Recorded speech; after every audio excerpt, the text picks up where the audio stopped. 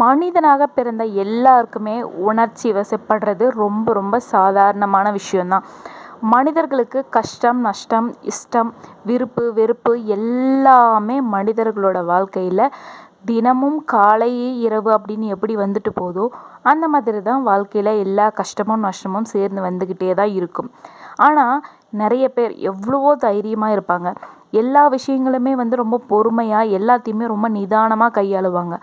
அப்படிப்பட்ட சிலருக்கும் சில சோதனை காலங்கள் வரதான் செய்யுது. என்னதான் எவ்வளோ ஸ்ட்ராங்காக இருந்தாலும் அவங்கள மனசை புண்படுத்துகிற மாதிரி ஏதாவது ஒரு விஷயம் கண்டிப்பாக அவங்க மனசுக்குள்ளே அழுத்திக்கிட்டே தான் இருக்கும். அந்த மாதிரி அவங்க மனசில் அழுத்தி வச்ச அனைத்து கஷ்டங்களும் ஒரு நாள் உருவெடுத்து வெளியில் வரும். அப்படி வரும்போது எப்படிப்பட்ட தைரியசாலியும் கண்டிப்பாக கோழையாக மாறுவான். கோழையாக மாறினா என்ன பண்ணுவார்? கண்டிப்பாக அவங்களோட இறுதி முடிவு மரணமாகவே இருக்கும். தற்கொலை அப்படின்ற ஒரு மனிதனாகவே தேடிக்கொன்ற ஒரு கடுமையான ஒரு கொலை அப்படின்னு சொல்லலாம். எல்லா மனுஷனுக்குமே எல்லா நேரங்களிலும் ரொம்ப சாதாரணமாக எப்பவும் போல் எல்லாத்தையுமே நிதானமாக கையாளும் திறன்மை எப்படியாவது குறையும். அப்படி குறையும் போது உங்கள் வாழ்க்கையில் நீங்களும் இந்த மாதிரி தவறான முடிவை நோக்கி போகலாம் அப்படின்னு உங்கள் மனசு கேட்கும்போது இந்த கதையை கேளுங்க. உங்களுக்குள்ளே கண்டிப்பாக ஒரு மாற்றம் வரும் அப்படின்ற நம்பிக்கையோடு இந்த கதையை நான் சொல்ல ஆரம்பிக்கிறேன். ஒரு பெரிய கடல், நம்மளுக்கு எல்லாருக்குமே தெரியும். கடல் இருந்தாவே கண்டிப்பாக அந்த இடத்துல ஒரு ஆபத்துக்குரிய ஒரு பகுதி இருக்கும் அப்படின்றது நம்ம எல்லாருக்குமே தெரியும் இல்லைங்களா? அந்த மாதிரி ஒரு நாள் அந்த கடலுக்கு மீன் பிடிக்கிறதுக்காக ஒரு மீனவன் போய்கிட்டு இருக்காரு. அந்த மீனவன் போயிட்டுருக்கும்போது தூரத்தில் ஒரு குன்று மாதிரி ஒரு இடத்துல ஒரு வாலிபன் உட்கார்ந்துட்டுருக்கான். அந்த வாலிபனை பார்த்த உடனே இந்த மீனவருக்கு ஏன் இப்போ போய் அந்த வாலிபன் அங்கே உட்காந்துட்ருக்கான், என்னவா இருக்கும்? அது ரொம்ப ஆபத்தான பகுதியாச்சே. அந்த பகுதிக்கு வரவங்க எல்லாருமே மனம் உடைந்து தற்கொலை செஞ்சுக்கணும் அப்படின்ற ஒரு எண்ணத்தோடு வர்றவங்க தான் அதிகமான பேர் அந்த இடத்துக்கு வருவாங்களாம். அப்படி இருக்கும்போது அவருக்குள்ள ஒரு நெருடல் என்னவா இருக்கும்?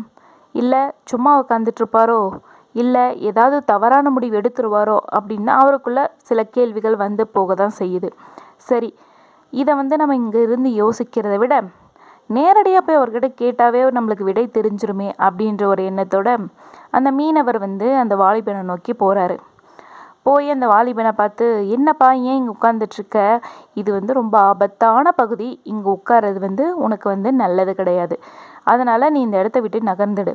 நீ ஏதாவது ஒரு துயரத்தோடு துன்பத்தோடு இங்கே உட்கார்ந்துட்டு இருந்தாலும் இந்த இடம் உன்னை தற்கொலைக்கு தூண்டும் இடமாக மாறும். அதனால் முடிஞ்ச வரைக்கும் இந்த இடத்த விட்டு நகர்ந்து போயிடு அப்படின்னு சொல்லிட்டு அவர் அந்த இடத்த பற்றி சொல்லிக்கிட்டு இருக்காரு. இருந்தாலும் அந்த வாலிபன் எதையுமே காதில் வாங்கிக்காம கடலை நோக்கி பார்த்துக்கிட்டே இருக்கான்.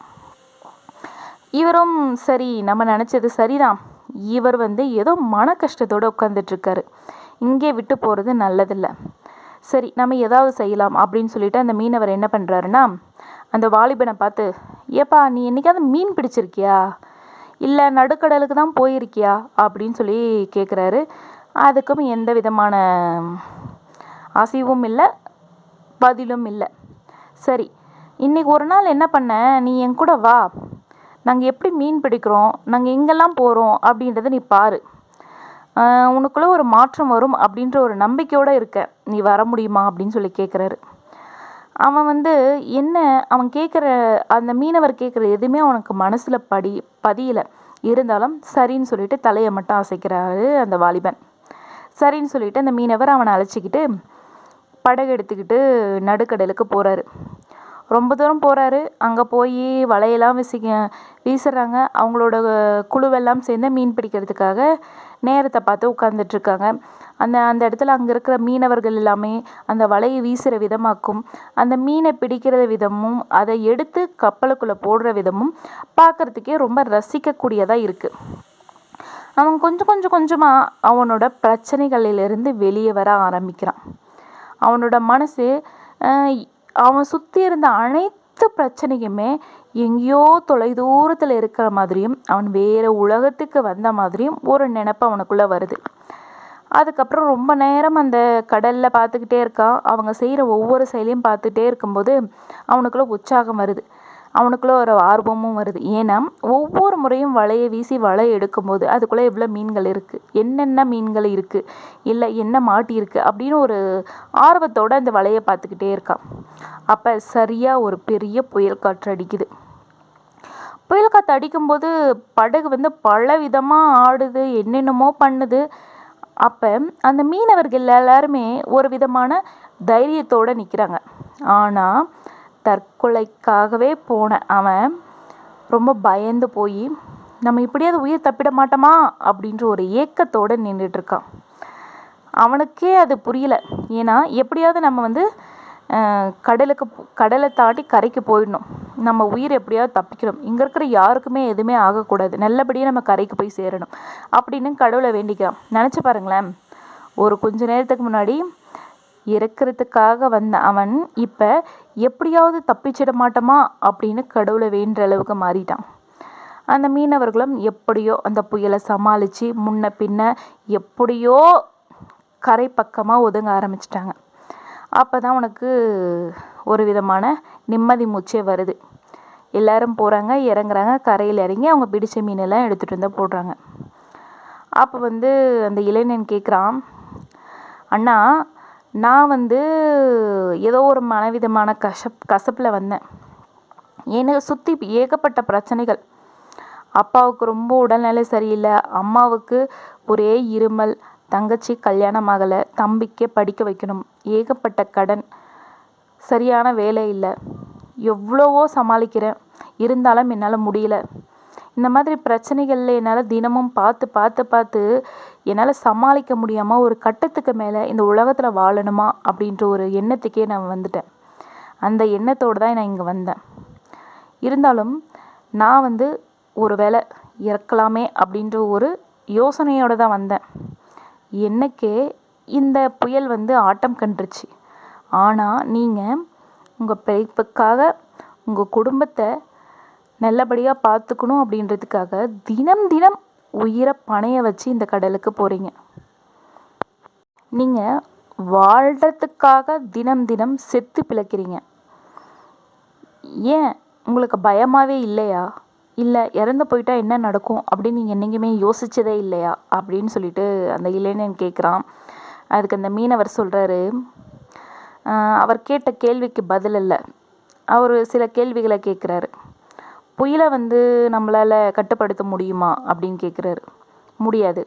சரி, காற்ற முடியாது, தண்ணியை முடியாது, மழையை முடியாது. சரி, எதையுமே கட்டுப்படுத்த முடியாது. ஆனால் அந்த படகை என்னால் மட்டும்தான் கட்டுப்படுத்த முடியும்.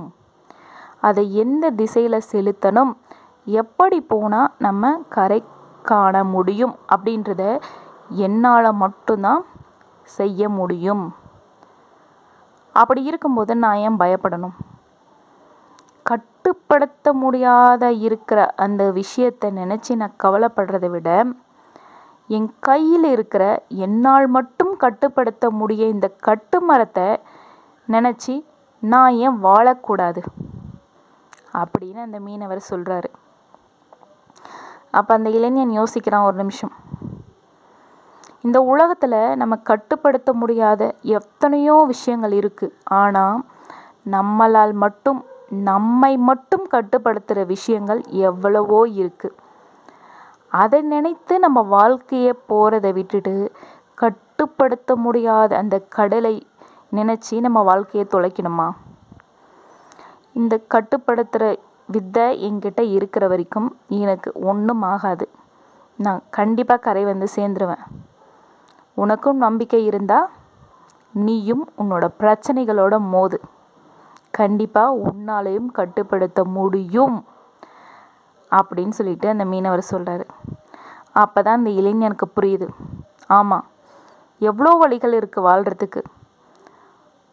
வாழறதுக்கு 1000 வழிகள் இருக்கிற மாதிரி சாகவும் அதற்கு மேலேயே வழிகள் இருக்குது.